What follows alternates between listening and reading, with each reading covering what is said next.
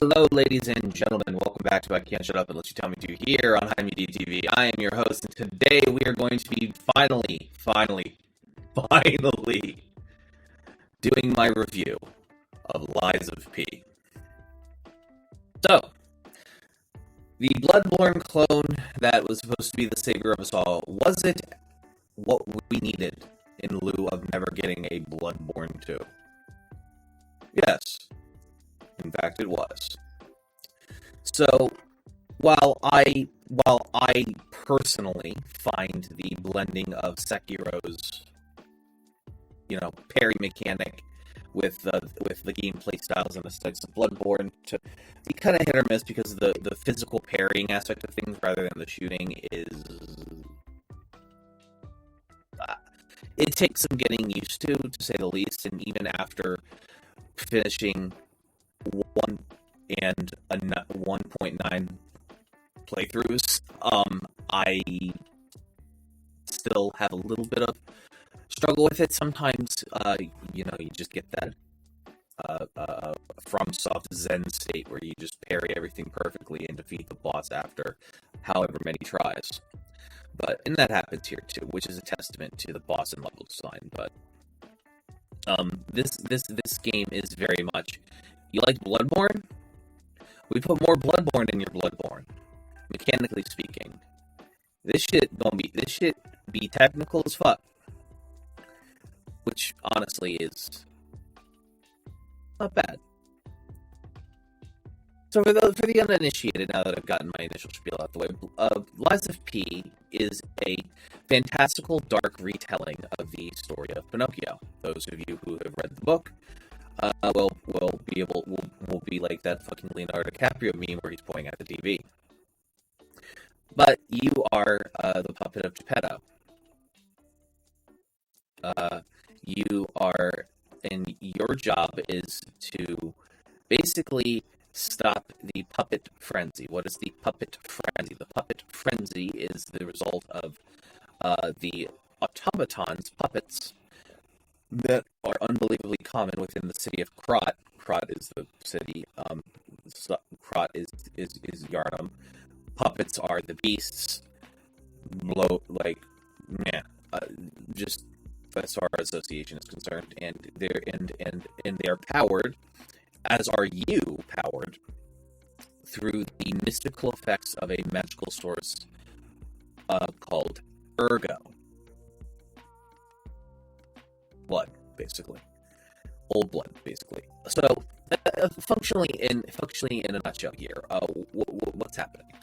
It is your traditional Bloodborne-esque type of style, and you are beating your head against the brick wall using a very fast and dangerous type of playstyle, very aggressive, similar to Bloodborne. Dodging is important, parrying is preferred. In fact, you're rewarded more for parrying. And, in fact, they have a bunch of different new mechanics in with this game for the purpose of encouraging that parrying.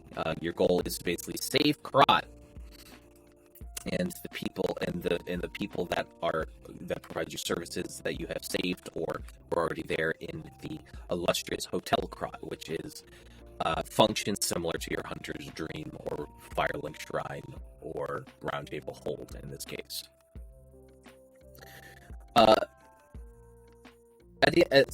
So what are the mechanics I was talking about a little earlier, right? So obviously, I'm not going to, because this is a Bloodborne clone, there is going to be massive spoilers that changes the ramifications of how you interpret the game. We're not going to be talking about that shit. So no story here. I gave you everything you need to know about the puppet frenzy that you're going to learn within the first 10 minutes of the fucking game. Let's talk about the mechanics, right? That's in the aesthetic of the world. The aesthetic of the world is quintessentially Victorian, steampunk, specifically. Very, very much top hats. Very, very much gothic, semi-gothic. I don't want to say it's like gothic. It's more like typical London. Some of the more grandiose buildings and locations are very, very much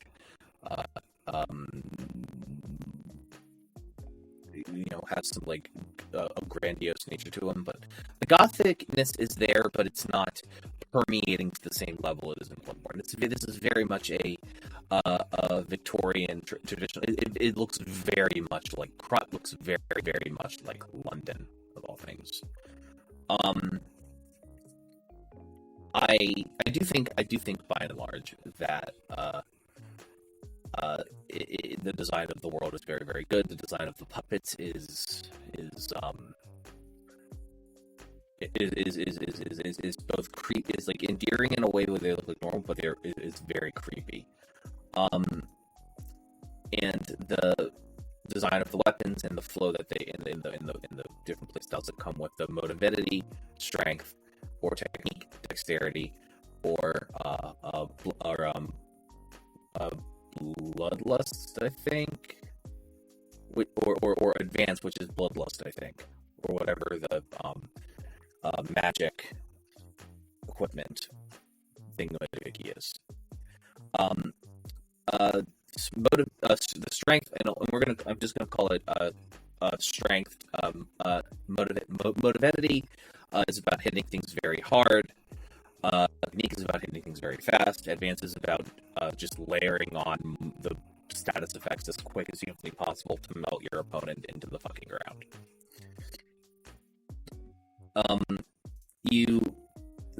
And I did discuss a little bit of how the pairing worked initially in the beginning of this video, but I didn't go into super detail because the pairing is kind of the bread and butter of this game. It is the thing that you will be doing. It is the thing that you will need, and it is the thing that will carry ergo level 1 players for the entirety of their playthrough. Because while you might get things like roll dodges and increased fable slots, fable being the way the special moves you can do, increased flasks, which charges, which flasks, through use of the P organ, which I will get to an explanation of later. The pairing is there from the beginning. The pairing can only be made better than it currently is, and even if you don't upgrade it at all, it is still as good and as useful as it is at level 1 as it is at level 100. So, the pairing mechanic works in a few different ways. Obviously, when you parry and and something hits you, your health gets reduced, but you have the amount of health that you lost becomes a little faint. If you follow up, you get that health back. Typical Bloodborne mechanic. Granted, this is a little harder since it's melee weapons only, and the only gun you get in the game is a Legion arm. We'll get to Legion arms in a bit. That takes a while to second wise to proc up and fire, and even then, it doesn't do it at a super long range. So, so you might probably ask, what's the fucking point, right? Well, the point here is there's two things: stagger attack and fatal attacks. See, the more you parry something, it does two things. One, it damages your opponent's weapons, which can allow their weapons to break. Not just your weapons will break. Your opponent's weapon to break, meaning that they will have access to less moves, they will do less damage, and it makes the fight easier. This isn't necessarily an easy thing to make happen to bosses, late game, obviously, because you're playing aggressively and you're trying to get this shit done fast as fuck. But it does happen, and it can be very useful. The second and more important thing is it increases their stagger. Stagger here is not just their poise and all that.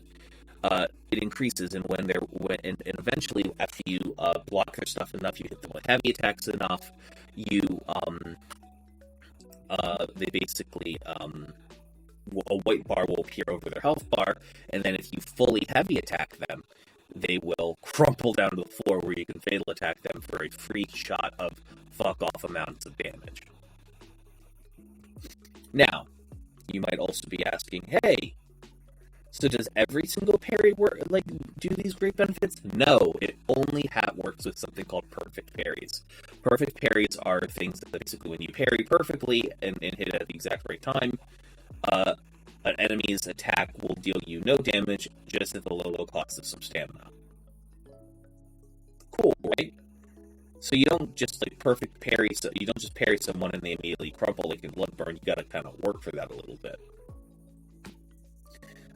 But you're like, how do I know when there's a perfect parry? A pretty cool red flash will appear across the screen. Usually that is the indication that you did a perfect parry. Parrying in Lies of P, I would argue, is more difficult than in Bloodborne, in my personal experience.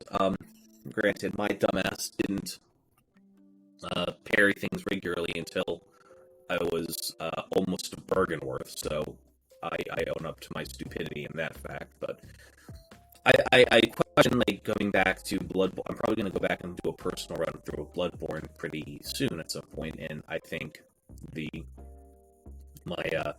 that playthrough itself will probably be aided by the fact that I had to deal with the Sekiro sim-esque type of parrying that was present. That being said, the parrying system is important, and you can parry basically anything in the game. In fact, there's a boss later that will send electricity shooting out at you that you can parry to shoot back at them while they're like 50 feet up in the air.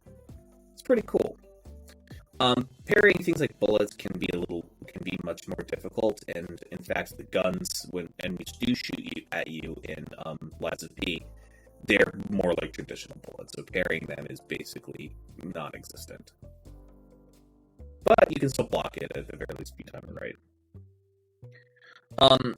Earlier I was taught, so everything else is kind of what you would expect with the normal Bloodborne. You have your strength weapons, which hit hard and slow. You have your technique weapons, which hit weak but fast, and you have your advanced weapons, which deal status effects like nobody's business.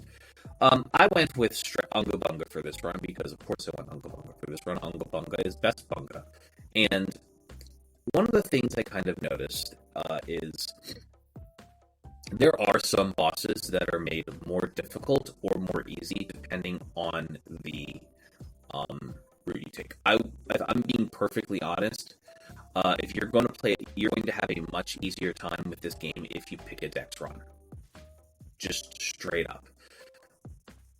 Strength weapons can deal with chaff easier for sure, but if we're talking about just bosses, technique is going to be better, because once I got to late game and I started hitting the cap on my stats and my weapons, I started investing into technique. And one of the things, and I was able to get it high enough that I was able to play around with technique weapons. And bosses that I absolutely was having difficulties when folded under the force of a technique build. So I'm not saying you have to do a technique build. Motivity build definitely got me through the entirety of the game by itself, the first run through, but there are walls that I fell into that if I was in technique, it probably wouldn't have folded as bad. Now, granted, in hindsight, the enemies that I was folding with the heavy weapons probably wouldn't have done super well against. Probably would have done a lot better against a technique player. I'm thinking especially the especially chunky ones that need to get staggered, because the strength weapons are going to stagger your opponents much more effectively than the technique weapons. One thing I haven't really explored too much is the advance. I've seen it's kind of just a stat that allows people to basically drain their opponents with shock, fire, and acid. Electric hurts one type of enemy, fire hurts another type of enemy, acid hurts both enemies fairly well, not as much as the other two, but more than their flipped causes, and does more against the third type of enemy as well, which is pretty cool. And I think, honestly, the biggest thing about this game that I think you as a player will enjoy is the weapon crafting system. You're like, oh my god, they put a crafting system in a Bloodborne clone? No, they did not. What I mean by that is that weapons are broken up into two halves. Non-special weapons are broken up into two halves. Handles and blades. Blades you level up. Handles, you don't. Handles have your scaling. Blades do not. And the blades basically will give you like a blade effect that you can use. Fable with, we'll get to it, and also how much damage the actual weapon does. The handle will determine how you swing said weapon, and also have a specific handle guard, as well as handle the scaling on how it scales, whether it scales with technique, motivity, or advanced. So here's the thing, right? This system is fun, and there's lots of different handles to play around with. You can take a blade that is technically a strength weapon, and then throw it on a technique blade and just go to town. One of my favorite blades that I like to do is the Sawtooth blade, which is just a giant lumberjack saw that you can just stick on the end of a dinky little police handle, and then faster than there is any excuse of being, beat the shit out of somebody with a big ass saw and a police baton handle. It's very funny. The other thing I want to talk about real quick is the special weapons. The special weapons you're not able to partition out, which, if I'm being honest, is a kind of a bummer, but thematically makes sense since these are considered legendary weapons that are given out by a specific character in return for Ergo. By the way,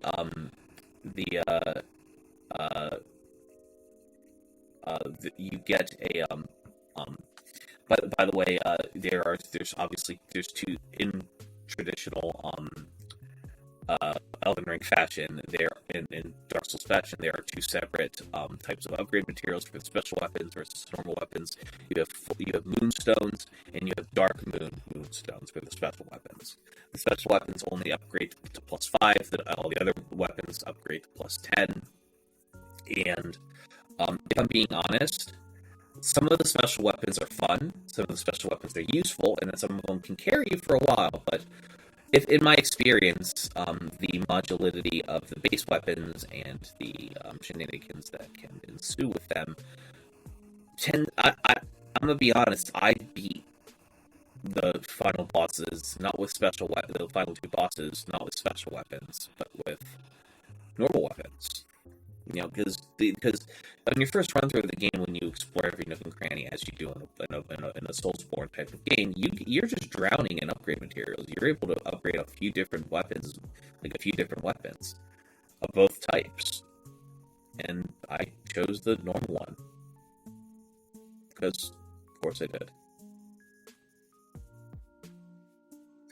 But that's neither here nor there.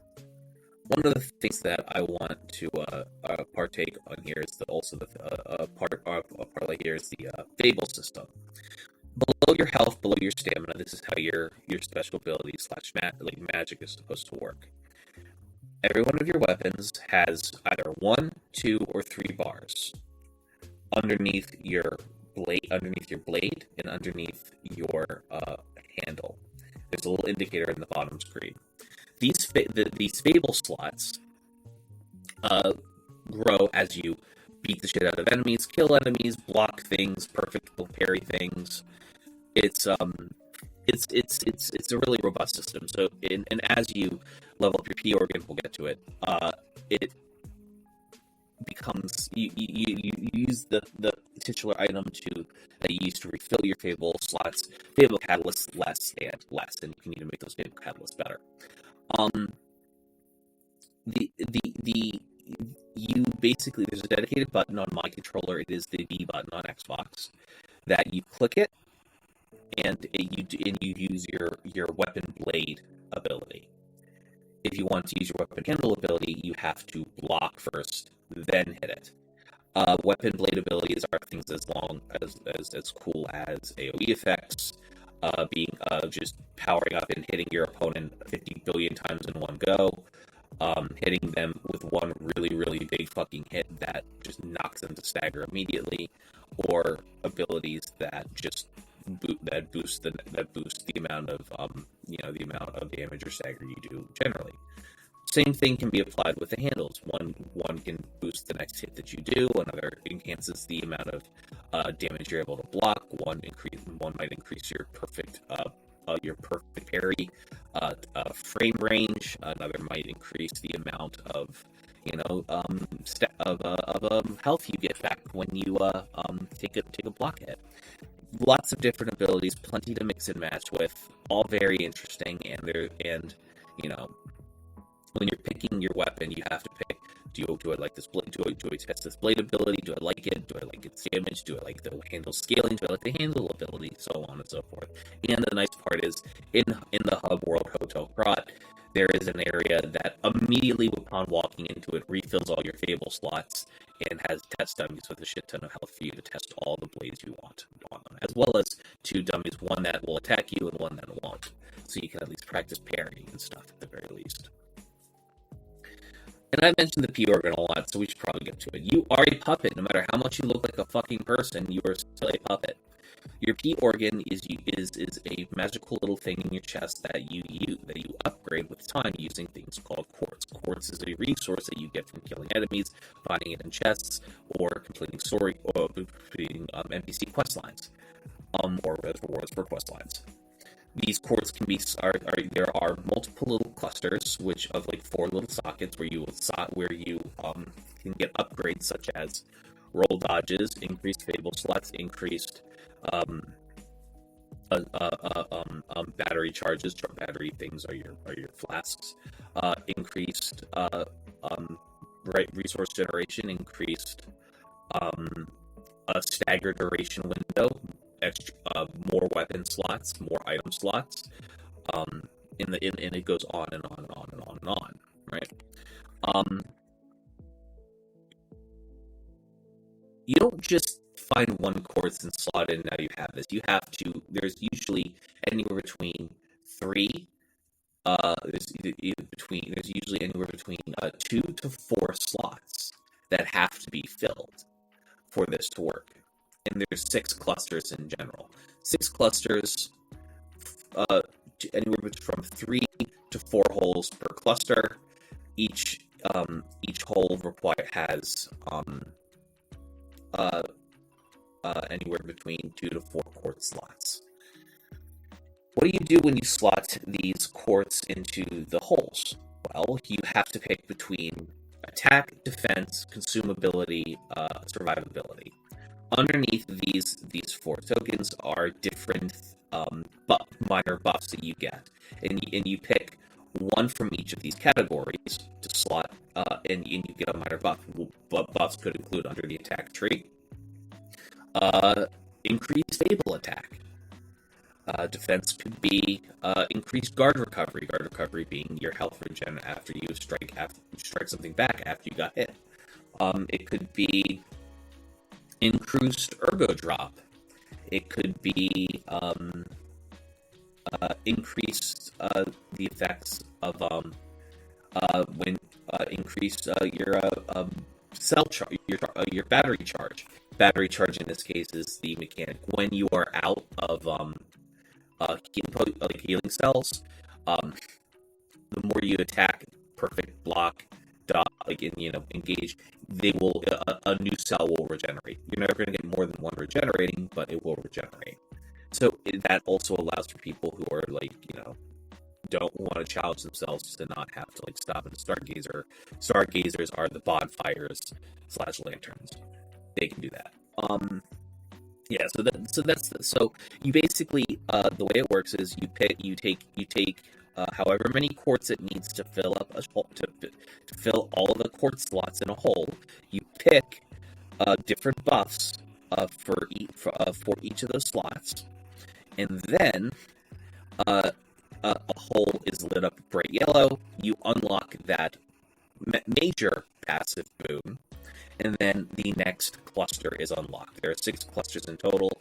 No, you will not get enough quartz in a single playthrough to unlock everything. You will not even find enough quartz in 2 playthroughs to unlock everything. I would say you need to play through 2.5 playthroughs of this game to find enough quartz to fully max out your entire P organ. So you have to be particular with what you're picking.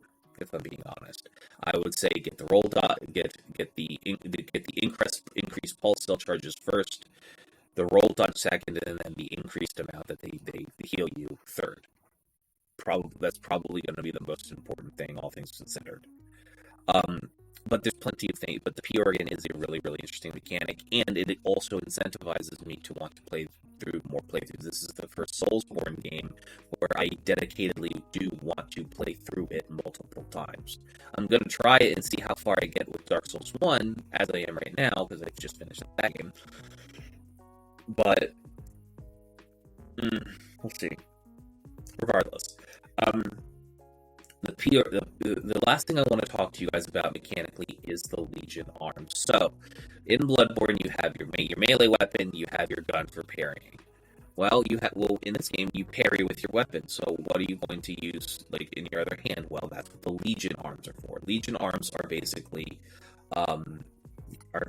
a tech kit that allow you to do different things on command using a resource bar called Legion. Legion can be regained either through getting some special passes in the Legion, either resting at a bonfire / Stargazer, whatever they're called, getting specific passes in the P organ, or using Legion charges to basically recharge your Legion. It does it. 3 Legion charges will fill up your entire bar again. You're not doing a full Legion run is very, very much not something that's going to be tenable unless you're constantly going back and forth from Stargazers. So you might ask, what are the different Legion arms? Oh, also you can get multiple Legion arms with your B organ, which is another nice trait. Well, what kind of things do the Legion arms do? Well, by default, you have a metal Legion arm that just allows you to punch really fucking hard.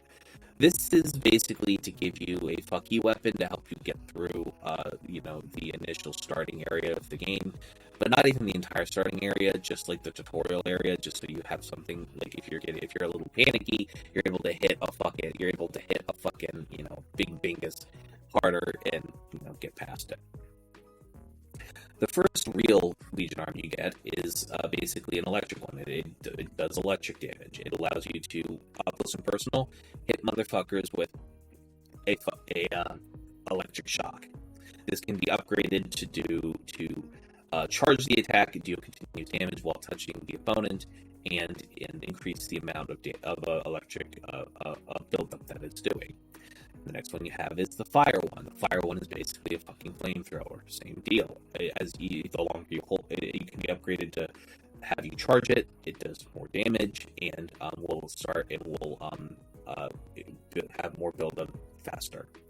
The next one is the acid one. This one I find to be like the least fun. It basically throws a bunch of acid on the ground, and that in ground-based traps like that are really circumstantial and only useful, I think, by people who are a lot more skilled at the game than me. The same can be said for the following. The same can be said for the following one, which is basically the only highly rated motivity scaled Legion arm. Yeah, that's right. All of the Legion arms have scaling as well, based on motivity, technique, and advance. It basically plays landmines, and you can just like how the previous 3, which they will, you can throw it at you. You can proc it faster. The build-up's faster. You can do it more times. This one basically more charges, quicker detonation time, and more damage. That's essentially what it is. I thought the next one after that is the Puppet on a String. Puppet on a String is actually, I think, the first one you actually get, but I found that Puppet on a String doesn't actually become super useful until it's fully upgraded, because what you can do with it is yoink shit to you. But if you press fully upgraded, you can attach to someone, hit the heavy tech button, and you launch to them. They'll have a half second where you're stunned, where you can kind of just fuck them up a little bit. Very useful, especially for bosses that like to run.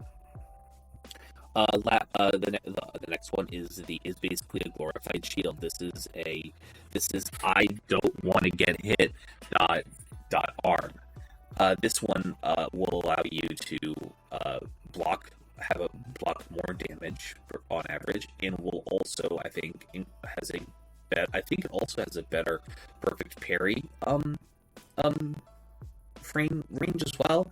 But the thing you got to remember about this one is it's kind of like Bloodhound Step in Ultimate, right? You're like pre-nerf. You using this is going to change the way you play the game, and you're going to be worse off for it. The last one that's available is the Falcon Eyes. This was the gun weapon I was talking about earlier. It's a fucking hand cannon that allows you to, that takes a while to wind up, but through upgrading will allow you to, again, you can't avoid the long wind up the first shot. You can upgrade and get like a quick second shot in succession, and also, more shots in general, which is pretty cool. Honestly, I find it's most useful at clearing up, basic enemies from a distance. It's not too fantastic. Other people, granted, all of these Legion arms are good for different types of play styles and different people and how they like to use them. So how I describe their usefulness varies.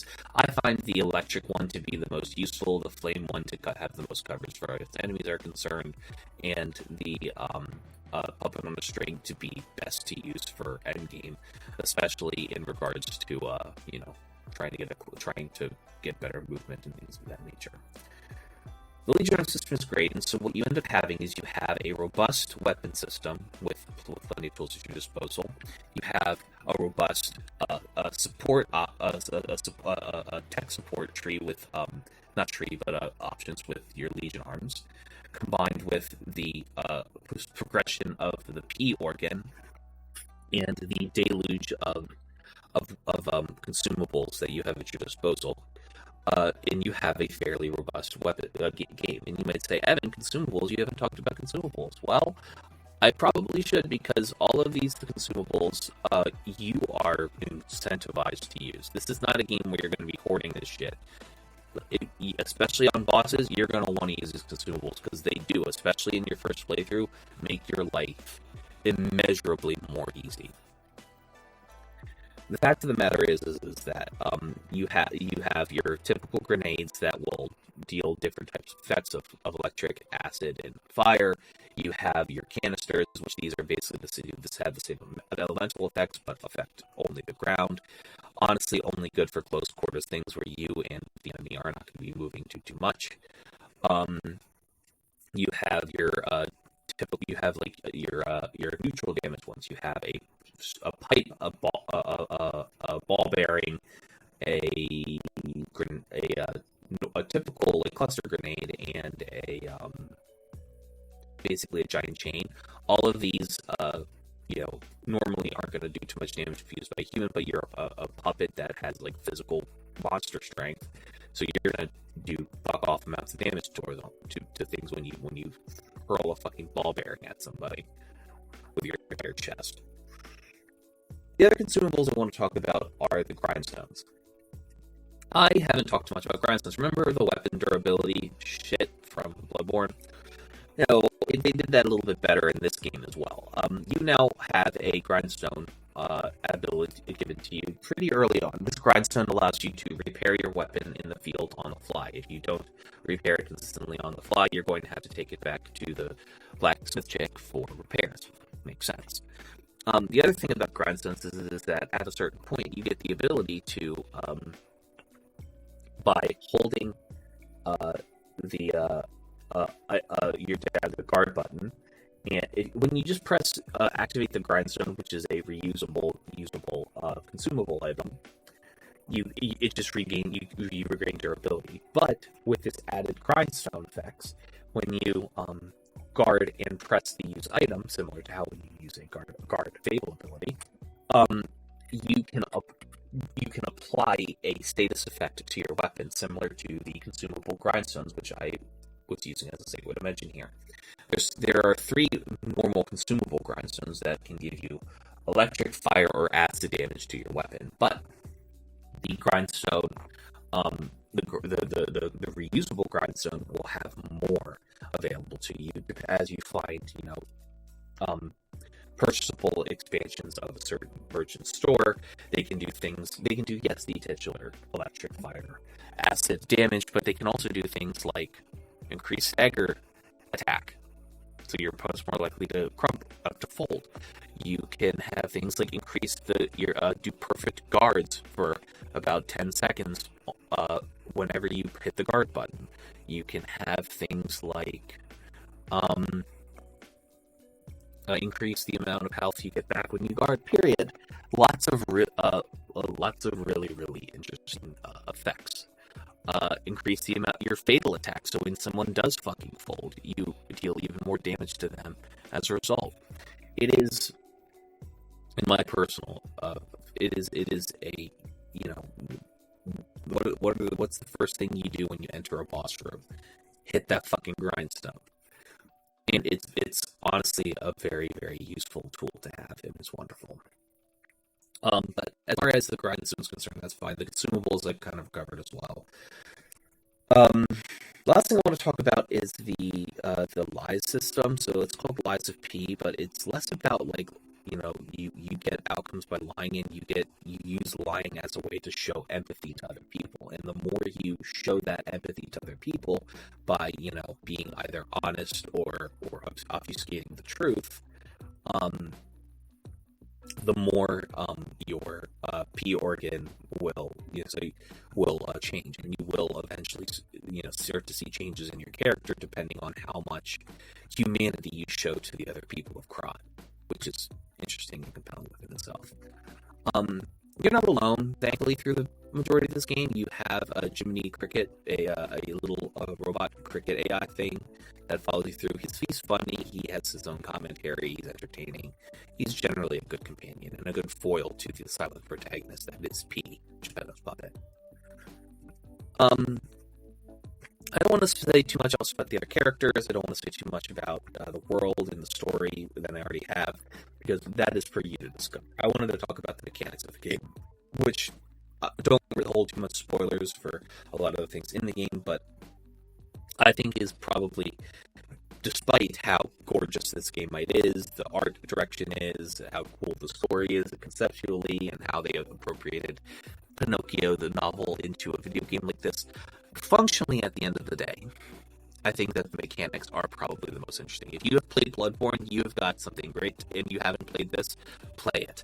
You've got something great to sink your teeth into and get excellent at. If you have played Sekiro, you are going to be right at home with this.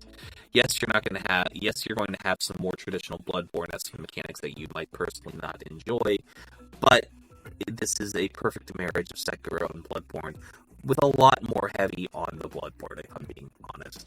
The perfect pairing is important, and you know, you have to perfect parry against certain attacks. There are things called Fury attacks, where the enemy blows red. If you don't perfect parry, you're going to get hit, and it's undodgeable, so you have to perfect parry.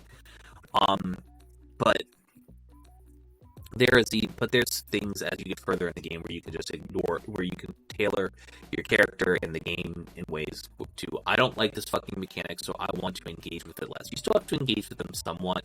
Obviously, you have to parry and dodge and do all the stuff with the gameplay loop.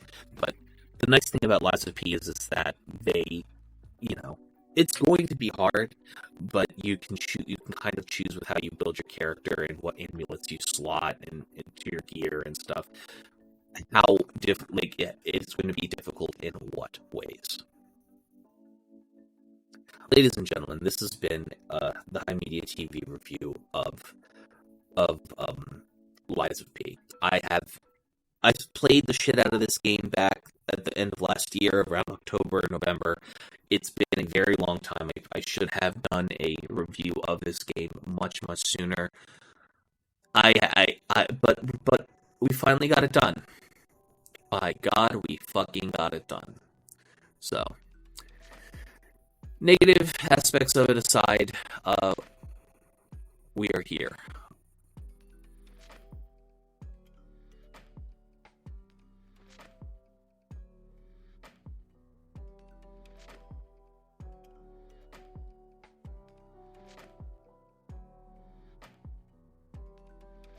I'm sorry.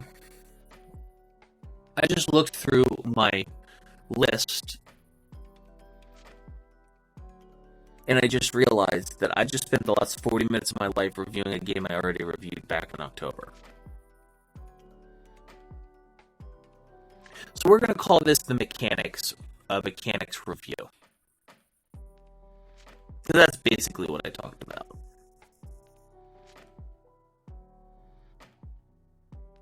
God, I'm a fucking moron.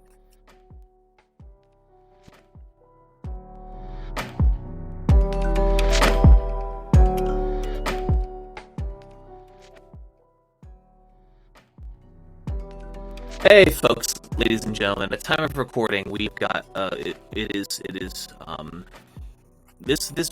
episode is going to come out February the 23rd, right? So not till 23rd. This episode is going to come out on March the 1st, 2024. At day of recording, at day of publication, we're in about 3 hours after this episode is live, and as the time you probably see it, I will be live doing my first ever subathon on March the 1st at Eastern Standard Time at 6 p.m.